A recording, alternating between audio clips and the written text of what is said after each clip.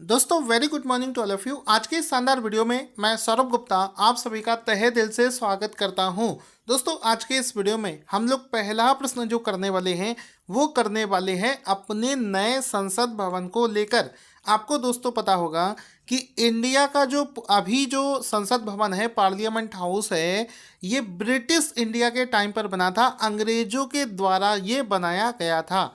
अब चूंकि ये पुराना हो चुका है तो अभी हम लोग क्या चाहते हैं, एक नए संसद भवन का निर्माण करने वाले हैं जिसका हाल ही में मोदी जी ने इनॉग्रेशन भी कर दिया है। अब देखो इसमें क्या होगा कि क्वेश्चन हमारा पहला बनेगा कि जो नई संसद भवन का जो नया लोकसभा का कक्ष होगा उसके इंटीरियर का जो प्रस्तावित विषय है, थीम क्या है। यानी कि जो उस नए संसद भवन में एक लोकसभा की मीटिंग जहां पर ऑर्गेनाइज करी जानी है, उसका जो हॉल बनेगा उसके अंदर का थीम किस प्रकार का रहेगा। तो उसके जो इंटीरियर का थीम होगा वो यहाँ पर होगा पीकॉक के शेप में। ऑप्शन नंबर बी इसका राइट आंसर हो जाएगा। अंदर का जो उसका इंटीरियर होगा वो पीकॉक की थीम पर होगा, मोर के पंखों के जैसी अंदर उसकी डिज़ाइन होगी।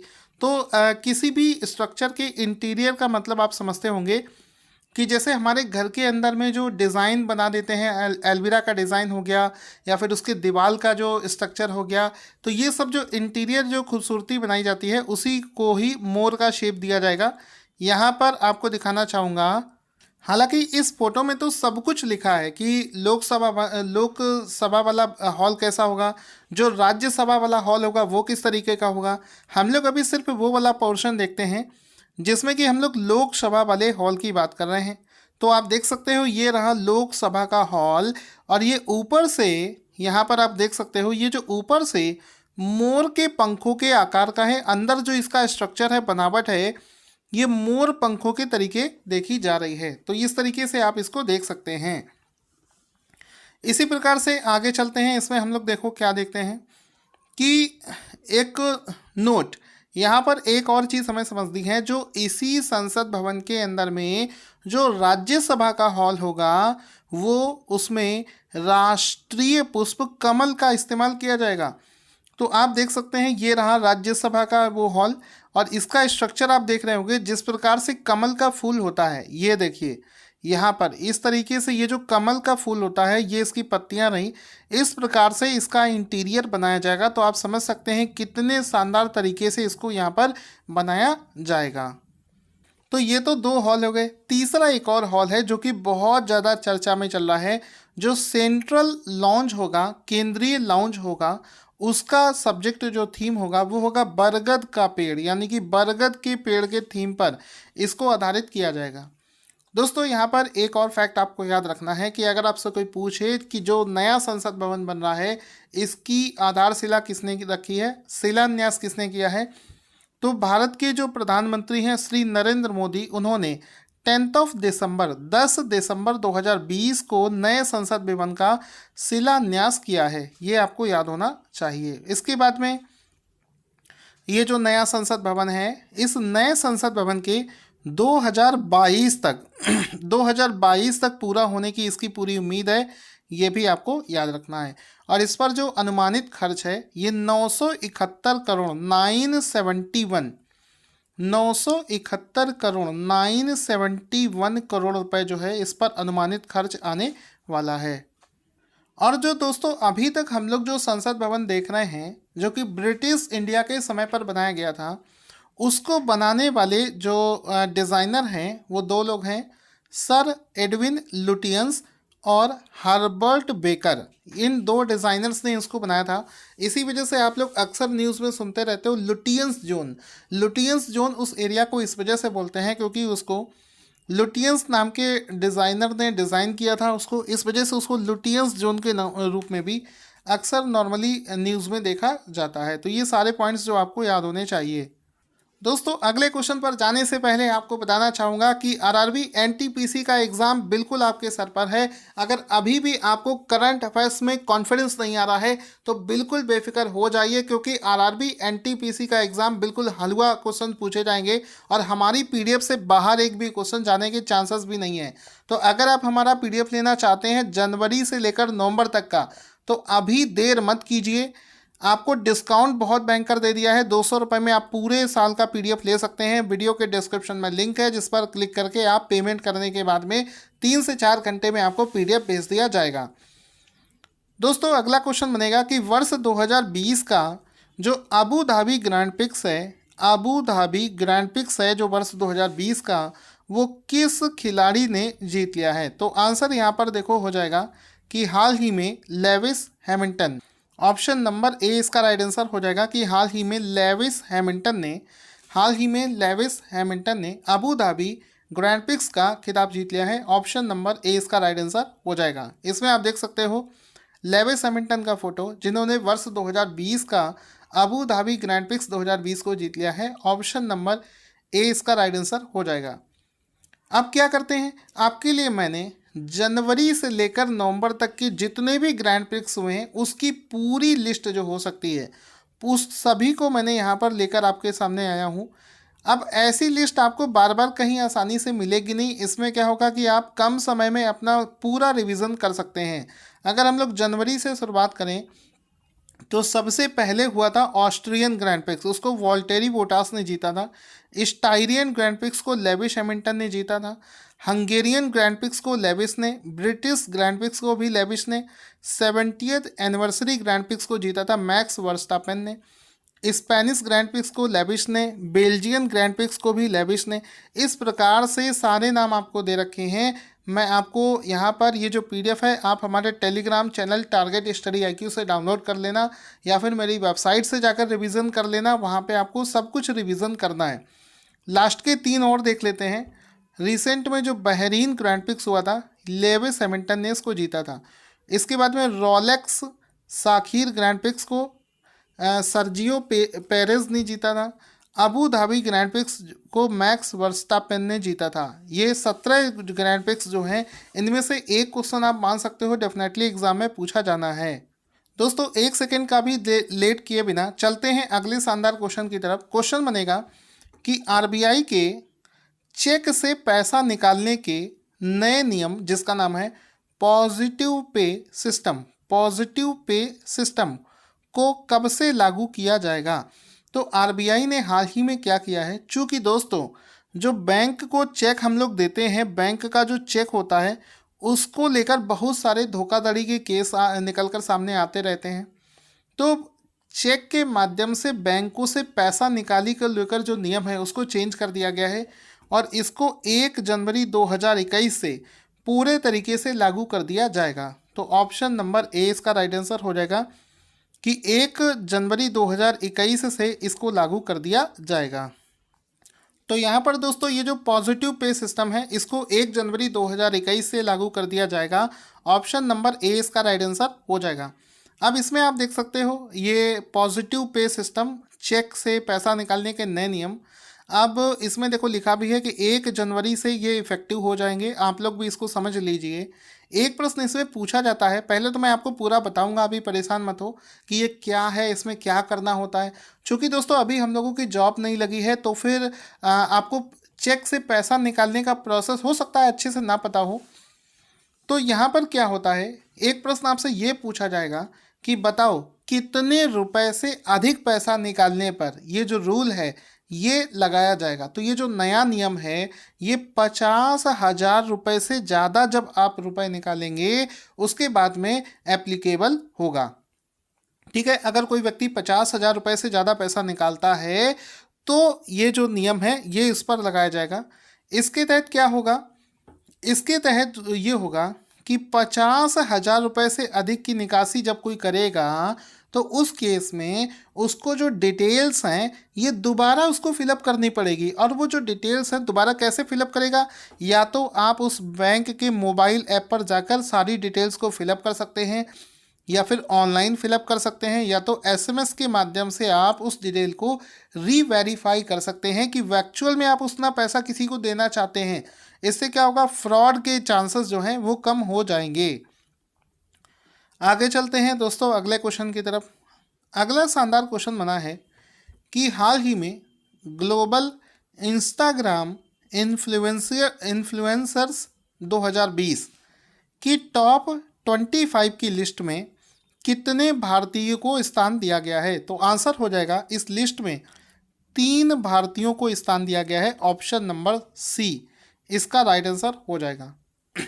दोस्तों, जैसा कि आप सभी लोग जानते हैं कि जो इंस्टाग्राम अकाउंट होता है उस पर इंस्टाग्राम जो अकाउंट होता है उस पर क्या होता है कि फॉलोवर्स बढ़ते हैं लोगों की। तो यहाँ पर इन्फ्लुएंसर्स की जो लिस्ट बनाई गई है उसमें से टॉप 25 में भारत के 3 लोगों को स्थान दिया गया है। कौन कौन से लोग हैं जिनको यहाँ पर स्थान दिया गया है? पहले तो आते हैं 12वें नंबर पर आते हैं विराट कोहली, 19वें नंबर पर आते हैं प्रधानमंत्री मोदी जी, और 25वें स्थान पर आती हैं अनुष्का शर्मा को, जिसमें यहाँ पर जिनको यहाँ पर स्थान दिया गया है। इसके अलावा ये जो डेटा है इसको एक global data connection analysis platform है जिसका नाम है हाइपर ऑडिटर। तो हाइपर ऑडिटर के द्वारा इस डेटा को लॉन्च किया गया है। हाइपर ऑडिटर के द्वारा इस डेटा को लॉन्च किया गया है, जो कि आपको समझकर चलना है। अगले शानदार क्वेश्चन की तरफ अगर हम लोग मूव करें तो क्वेश्चन बनेगा कि राष्ट्रीय ऊर्जा संरक्षण दिवस, नेशनल एनर्जी कंजर्वेशन डे। तो नेशनल एनर्जी कंजर्वेशन डे जो है ये प्रतिवर्ष हर साल किस दिन मनाया जाता है? आंसर हो जाएगा हर साल 14 दिसंबर, 14 दिसंबर को। हर साल 14 दिसंबर, हर साल 14 दिसंबर को नेशनल एनर्जी कंजर्वेशन डे मनाया जाता है। ऑप्शन नंबर सी इसका राइट आंसर हो जाएगा। इसमें आप देख सकते हो तो दोस्तों यहाँ पर 14 दिसंबर जो है ये इसका राइट आंसर हो जाएगा। इसके बाद में दोस्तों अगला प्रश्न बनेगा कि मालदीव की जगह अब कौन सा देश हिंद महासागर द्वीप खेल 2023 यानी कि इंडियन ओशियन आइलैंड गेम्स 2023 की मेजबानी करेगा? तो आंसर हो जाएगा मेडागास्कर। एक्चुअल में ये जो गेम्स हैं इसको मालदीव में ऑर्गेनाइज किया जाना था, लेकिन कोरोना के चलते इसको ऑर्गेनाइज नहीं किया जाना है। तो अब इसको पोस्टपोन करके मेडागास्कर को मौका दिया गया है, जो कि मेडागास्कर में इंडियन ओशियन आइलैंड गेम्स 2030 जो है वो ऑर्गेनाइज किए जाएंगे। तो ऑप्शन नंबर बी इसका राइट आंसर हो जाएगा। ये वाला क्वेश्चन हम लोग कर चुके हैं। जल्दी से आगे मूव करते हैं अगले क्वेश्चन की तरफ।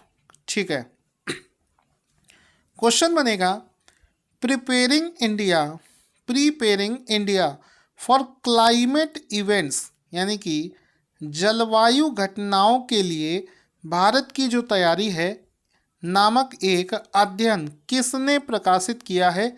आंसर हो जाएगा council on energy, environment and water.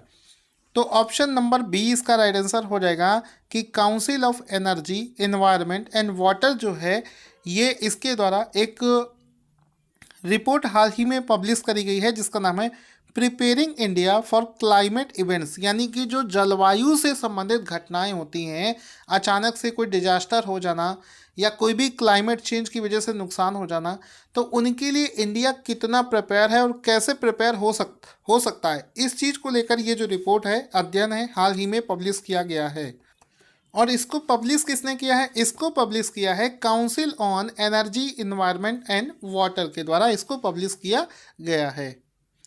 दोस्तों, इस अध्ययन के अनुसार भारत द्वारा 1970 और 2005 के बीच में जो जलवायु घटनाएं हैं ये 250 की संख्या में हुई है, जबकि 2005 और 2020 के बीच में ये जो संख्या है ये है 310 ऐसी घटनाएं जो हैं वो देखी गई हैं।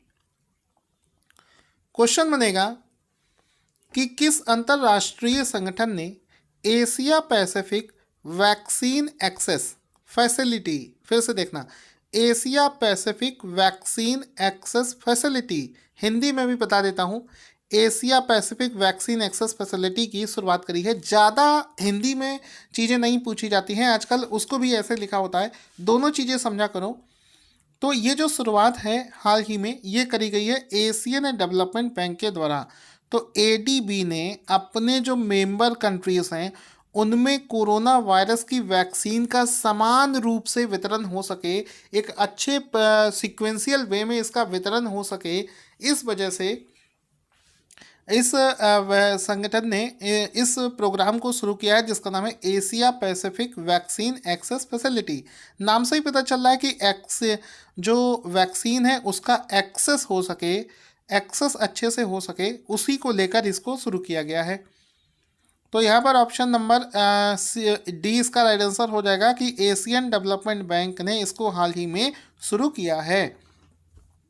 तो जैसा कि आप देख सकते हो, Asian development bank launches $9 billion Asia Pacific vaccine access facility. ठीक है, तो यहाँ पर वैसे तो अमाउंट नहीं पूछा जाएगा, फिर भी आप समझ सकते हैं $9 बिलियन का ये जो फंड है इसको अभी शुरू किया है। किस वजह से? To help member countries. ठीक है, तो कोरोना वायरस की वैक्सीन को सभी मेंबर देशों को आसानी से अवेलेबल हो सके, इस चीज़ को लेकर उसने एक प्लानिंग की शुरुआत कर दी है। अब दोस्तों, चूंकि एक इंटरनेशनल ऑर्गेनाइजेशन है, इसके बारे में समझते हैं। एशियन डेवलपमेंट का फॉर्मेशन 19 दिसंबर 1966 को हुआ था। इसका जो हेडक्वार्टर है फिलीपींस में है। इसका जो हेडक्वार्टर है ये फिलीपींस में है। इसमें जो सदस्य देशों की संख्या है वो है 68 देश इसके सदस्य हैं इस समय। और इसके प्रेसिडेंट का नाम है मसात्सुगु असाकावा। इसके प्रेसिडेंट का नाम है, जो कि आप लोगों को याद रखना है।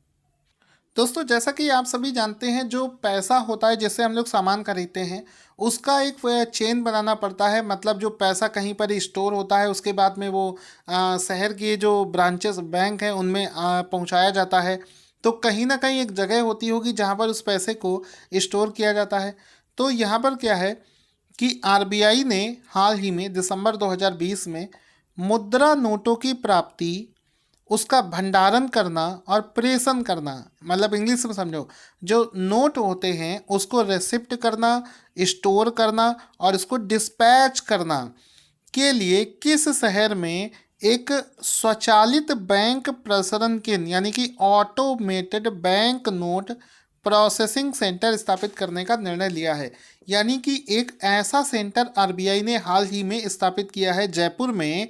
जयपुर इसका आंसर होगा। एक ऐसा सेंटर स्थापित किया है कि जहां पर अलग अलग बैंकों से, करेंसी चेस्टों से, हर जगह से पैसे का रिसिप्ट हो सके, उसका भंडारण किया जा सके और उसको सही समय पर अलग अलग जगह पर डिस्पैच किया जा सके। तो ऐसा एक सेंटर जो है ये आरबीआई जो है, जिसका नाम रखा गया है automated bank note processing centre, इसको हाल ही में जयपुर में स्थापित करने की जो है घोषणा हाल ही में आरबीआई के द्वारा करी गई है। ऑप्शन नंबर ए इसका राइट आंसर हो जाएगा। तो इसमें आप देख सकते हो क्या लिखा है कि लिखा है RBI to set up automated bank note processing centre in Jaipur. तो ये इसका राइट आंसर हो जाएगा कि जयपुर में इसको हाल ही में वो इस्टेब्लिश करने वाला है। इसको आप देख सकते हैं। अगला क्वेश्चन बनेगा, दिसंबर 2020 में किसके द्वारा 5वें नेशनल फैमिली हेल्थ सर्वे यानी कि राष्ट्रीय परिवार स्वास्थ्य सर्वेक्षण जारी किया है? तो आंसर हो जाएगा doctor Harshvardhan. Option number A इसका राइट आंसर हो जाएगा कि डॉक्टर हर्षवर्धन ने हाल ही में 5वें नेशनल फैमिली हेल्थ सर्वे को लॉन्च किया है। ऑप्शन नंबर ए इसका राइट आंसर हो जाएगा। इसमें आप देख सकते हो कि घरों में जा जाकर फैमिली के हेल्थ का जो ये सर्वे हुआ है उसका लेकर जो डेटा है, इसको हाल ही में डॉक्टर हर्षवर्धन जी के द्वारा लॉन्च किया गया है। लिखा है doctor Harshvardhan release as 5th national family health survey for 17 state and 5 UTs. 17 राज्यों और 5 यूनियन टेरिटरीज के लिए सर्वे को हाल ही में लॉन्च किया है। इस सर्वे में क्या होगा, इसमें भारत की जनसंख्या, उनके स्वास्थ्य, उनके पोषण, इन सभी चीज़ों के बारे में इसमें डिटेल में सारी चीज़ें दे रखी होंगी। तो जल्दी से आज मैं आपसे जो क्वेश्चन पूछ रहा हूँ इसका आंसर कमेंट बॉक्स में लिख लेना। साथ ही साथ में जो अगर आप पीडीएफ लेना चाहते हैं आरआरबी एनटीपीसी की, तो उसका लिंक वीडियो के डिस्क्रिप्शन में दे रखा है। विश्वास मानिए, आपको उसके अलावा कुछ भी पढ़ने की ज़रूरत नहीं है। लगभग सारे क्वेश्चन आपके वहाँ से क्लियर हो जाएंगे। Thank you for watching this awesome video.